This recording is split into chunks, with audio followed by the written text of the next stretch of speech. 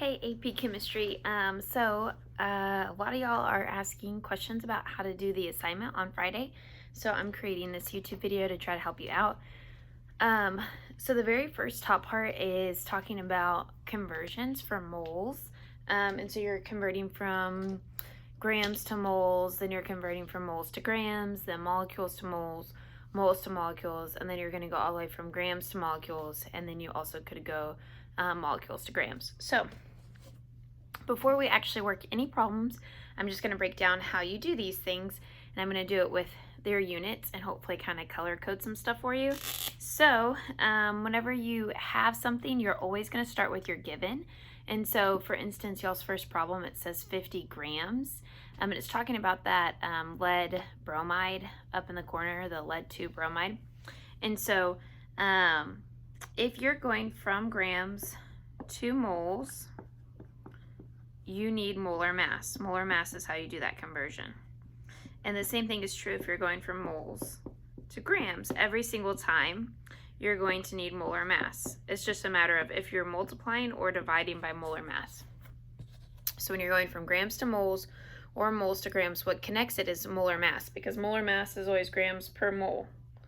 So see how it has both units in there? So that is what we're going to use to convert. And how you know which way to do it if you're multiplying or dividing, you're going to get the units to cancel, which we'll go over in just a little bit. But I want to go ahead and set up this basis for y'all. So then the next one that you could be doing, so that's the first two, A and B, is grams to moles and moles to grams. Next one is molecules to moles or moles to molecules.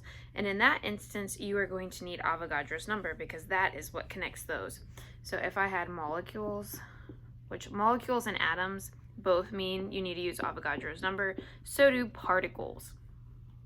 So this would be that 6.02 times 10 to the 23rd, and that is molecules per mole. And so if you look, see how this has molecules and moles, it has our two things. And again, same concept, all we're doing is either going to be dividing by this number or multiplying by this number. It just depends on what makes units cancel. So we have to look at our units. And then last but not least, if you're going to go all the way from grams to molecules, or you're going to go from molecules to grams, you're going to need both numbers because moles connects them. So if you're going from grams to molecules, your middle step has to be moles. So if I'm going from grams and I want to end up in molecules, my middle step is moles. So that means from grams to moles, I use molar mass. And then from moles to molecules, I would use Avogadro's number, because that's going to be those units, just like before. So it's the first four are setting up smaller problems to help you with that bigger problem. And then if we just flipped all of this and we said molecules, and we want to go to, which my U didn't completely go, I have to go to moles first before I can go to grams. And so this is essentially what we're doing. And so then in this case, I'd use Avogadro's number first, and then I'd use molar mass last. So hopefully that's making sense on how to do the top section. I'm going to work a different set of problems with you, so that way you can see how they're done. But I don't want to work your homework problems because I want you to be able to do them yourself. So if I start to work your problems, I'm going to do sodium hydroxide is what I will be using, NaOH. And the first problem tells me I have 2.1 moles, so it says it's the exact same setup as y'all's stuff. And it says 2.1 moles, and then it equals blank grams. This problem we're working. Set up exactly how y'all's are. So the first thing I need to recognize is that it's moles to grams, which means I need to use molar mass. So if I have not already, I need to solve for the molar mass of sodium hydroxide. So for y'all, you're going to need to solve for the molar mass of lead 2 bromide.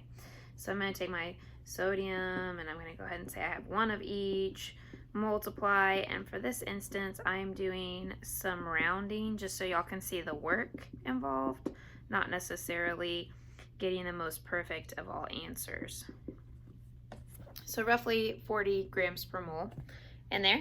So then how I'm going to set it up, I'm going to start with my given, which is 2.1, which I should probably change colors actually.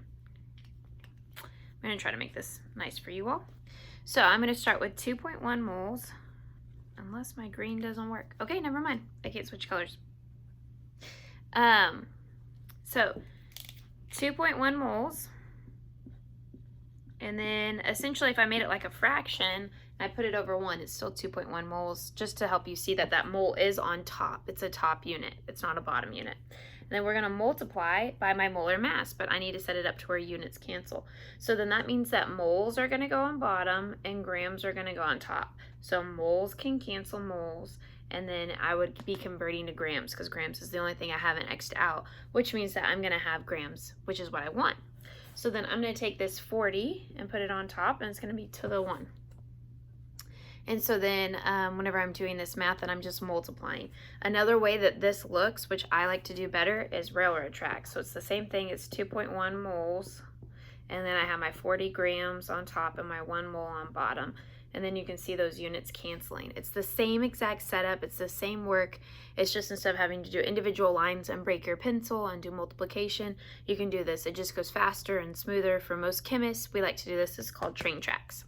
So hopefully that helps you understand how to work those problems. This video is already 6 minutes long, and I do not pay for the full YouTube thing. So if I go over 10 minutes, it won't let me upload it. So I'm going to try to do one more for you, and then we are going to, then I'm going to start a new video for you. But, so if I were to do another problem in the same section, so still sodium hydroxide, which, and then I were to do, instead of moles to grams, I could do grams to moles. The only thing that would be different is I'd still start with my given, and then that 40 would be on bottom. But now we're going to go from moles to molecules, or molecules to moles. So the next one says I have 1.62 times 10 to the 23rd molecules. So 1.62 times 10 to the 23rd molecules. And then I want to convert it into moles. So then if I'm setting it up how I did originally, then it would look something like this, and I need Avogadro's number. So Avogadro's number tells me there's 6.02 times 10 to the 23rd molecules per every 1 mole. So molecules need to go on bottom, which means my big Avogadro's number needs to go on bottom. So in this case, I am dividing by Avogadro's number, and that's 1 mole on top. So looks something like this. So then molecules can cancel molecules. And so then when I do that, I'm ending up taking this divided by this. And so looking at that, it would probably be like 1/5 or 1/6, something like that. So 0.2, a little less than 0.2. So that being said, I hope that kind of clears up that top section. I'll do a separate video for the bottom section because the bottom section is stoichiometry. So it's taking this and it is combining it to solve it in a actual balanced equation problem.